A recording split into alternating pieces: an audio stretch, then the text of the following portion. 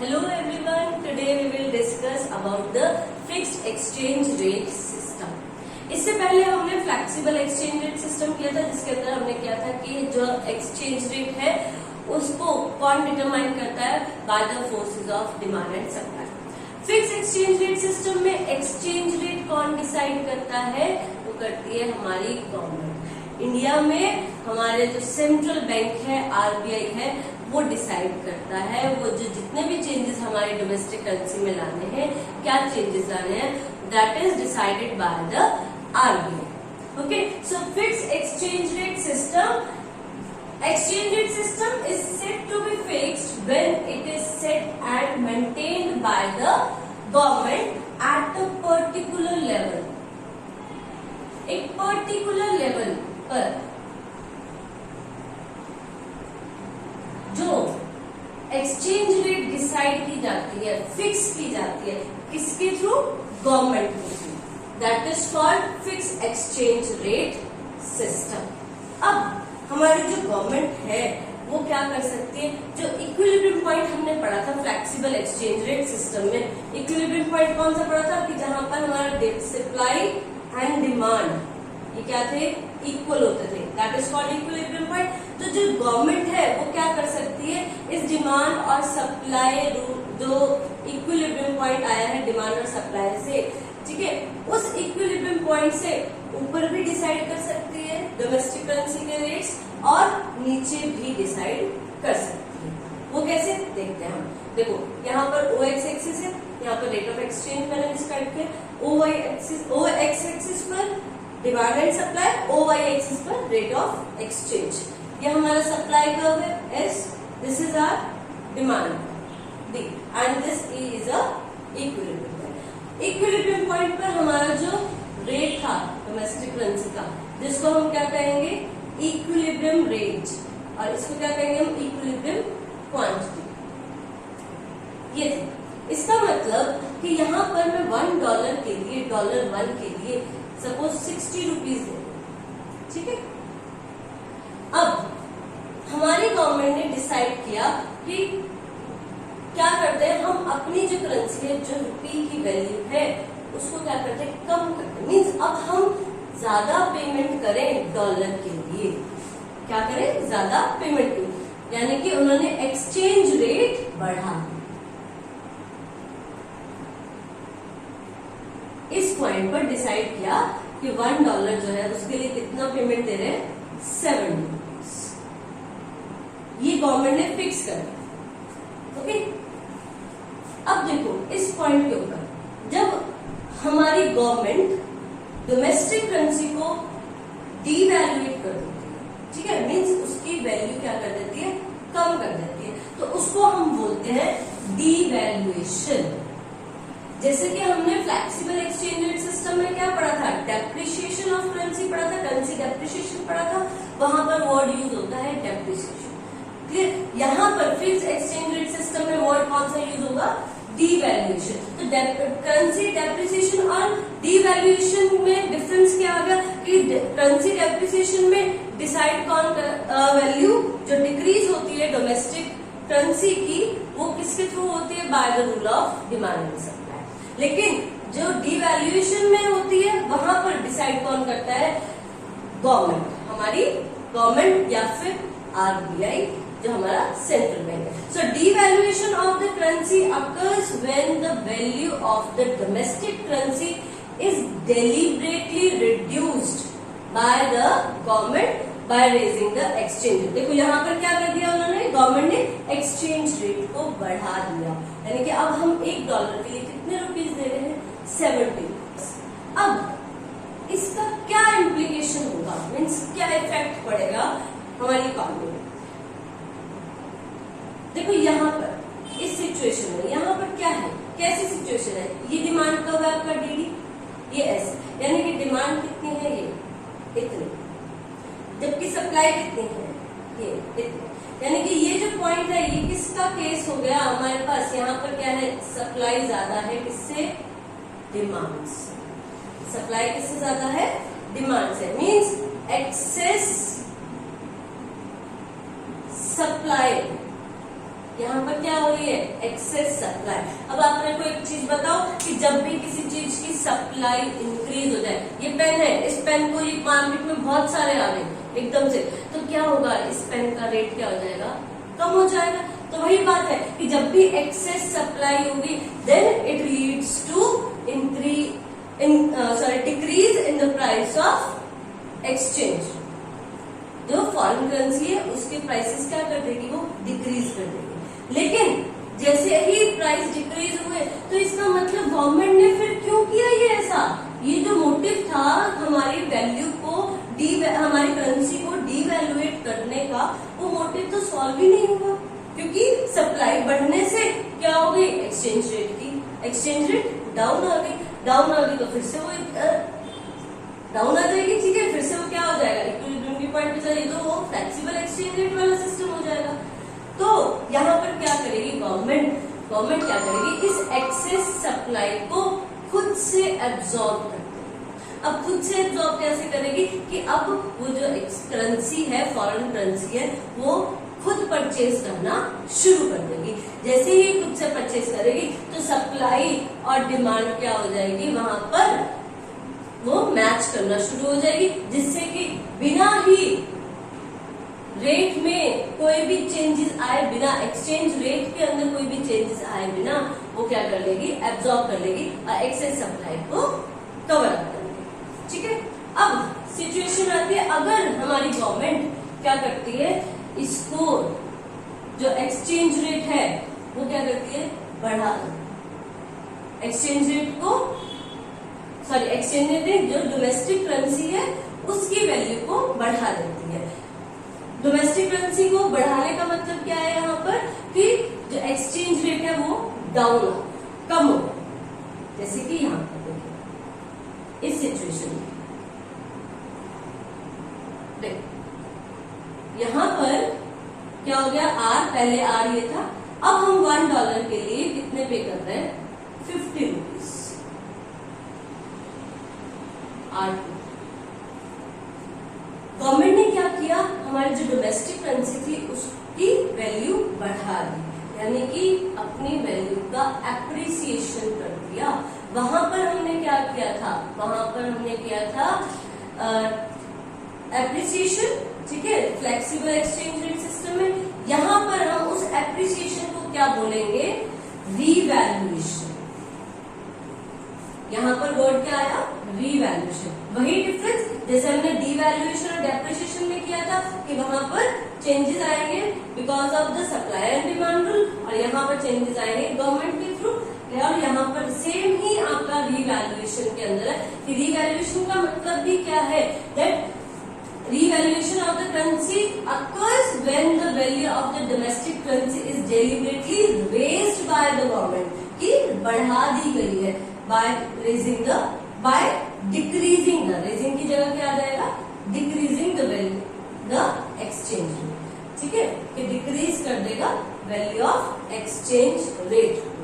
अब देखो यहाँ पर क्या है, ये जो केस है इसी केस में देखते हैं हम, यहाँ ये सप्लाई कब है हमारा, ये डिमांड, यानी कि यहाँ पर सप्लाई क्या है, कम है डिमांड से, तो ये किसका केस होगा, demand is greater than supply, excess demand का केस होगा। एक्सेस डिमांड हो गई, जब ज्यादा डिमांड हो गई तो क्या करेंगे लोग, दे आर रेडी टू पे मोर, $1 के लिए अब ज्यादा अमाउंट, क्यों, सप्लाई इतनी है नहीं, सप्लाई तो कम है, डिमांड ज्यादा होगी, तो हम रुपीज, गवर्नमेंट ने कहा था कि $1 के लिए 50 रुपीज पे करना है, अब डिमांड इतनी है कि लोगों को सप्लाई मिल ही नहीं रही है, अब वो चाहते हैं कि हमें अगर महंगा भी मिलता है तो भी हम परचेज कर लें, ठीक है। तो इसका मतलब जो गवर्नमेंट ने सोचा था कि अपनी वैल्यू रीवैल्यूएट करने का, वो तो पर्पस सॉल्व ही नहीं हुआ। अब कैसे गवर्नमेंट इंटरफेयर करेगी इसमें, अब इसमें करेगी कि गवर्नमेंट क्या करेगी, जो गवर्नमेंट के पास फॉरेक्स पड़ा हुआ है, जो फॉरेन एक्सचेंज पड़ा हुआ है, उसको मार्केट में रिलीज कर देगी ताकि जो डिमांड है उसकी फुलफिल कर सके, ठीक है। तो एक्सेस डिमांड में भी क्या करेगी गवर्नमेंट, अपने जो फॉरेन करेंसी है उसको सेल आउट कर देगी। एक्सेस सप्लाई में क्या करेगी, परचेज करेगी, और एक्सेस डिमांड में क्या करेगी, सेल आउट। क्लियर। नेक्स्ट ये क्या है कि डिसाइड करते हैं, ये कौन डिसाइड करता है कि गवर्नमेंट डिसाइड करती है। उसके थे इम्प्लीकेशन कि एक्सेस सप्लाई हो जाएगी तब क्या था होगा, और एक्सेस डिमांड होगी तो तब क्या। अब देखो यहाँ पर जो फिक्स एक्सचेंज रेट सिस्टम है उसमें दो सिस्टम आते हैं। एक आता है गोल्ड स्टैंडर्ड सिस्टम,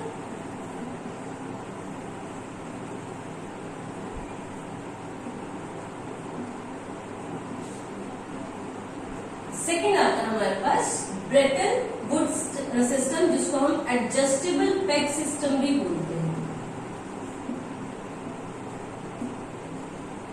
अब ये गोल्ड स्टैंडर्ड सिस्टम क्या होता है? देखो गोल्ड से ही डिफाइन हो रहा है कि यहाँ पर किसकी बात होगी, गोल्ड की बात होगी।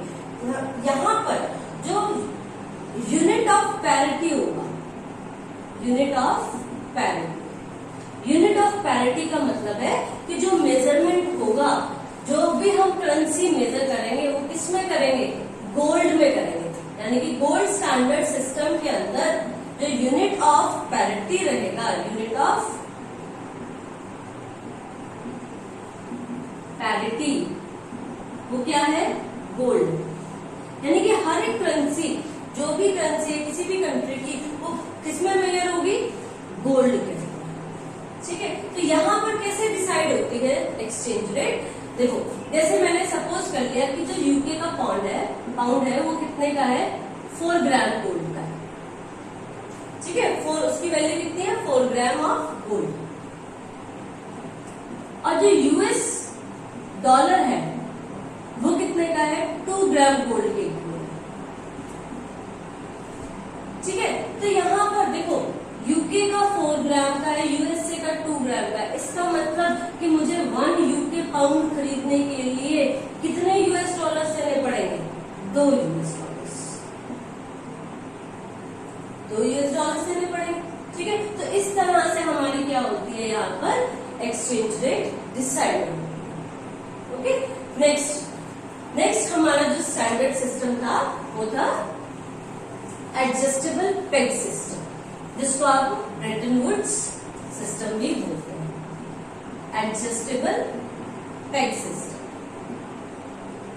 इसमें क्या होता है, इसमें भी जो करेंसीज हैं, जो डिफरेंट कंट्री की करेंसीज हैं, उनके लिए जो यूनिट ऑफ पैरिटी रहती है वो एक करेंसी रहती है। वहां पर क्या था, गोल्ड रहता था, यहाँ पर क्या रहती है, करेंसी रहती है। और वो करेंसी कौन सी है, यूएस डॉलर।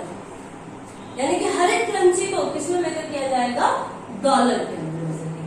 अल्टीमेटली क्या था, यूएस डॉलर भी जबकि गोल्ड से ही मेजर होगा। ठीक है, तो यहाँ पर भी गोल्ड का ही रोल रहेगा, बट इनडायरेक्ट रोल। ठीक है, और यहाँ पर इसको एडजस्टेबल पेग सिस्टम क्यों कहते हैं, क्योंकि यहाँ पर थोड़ी बहुत एडजस्टमेंट हो सकती है।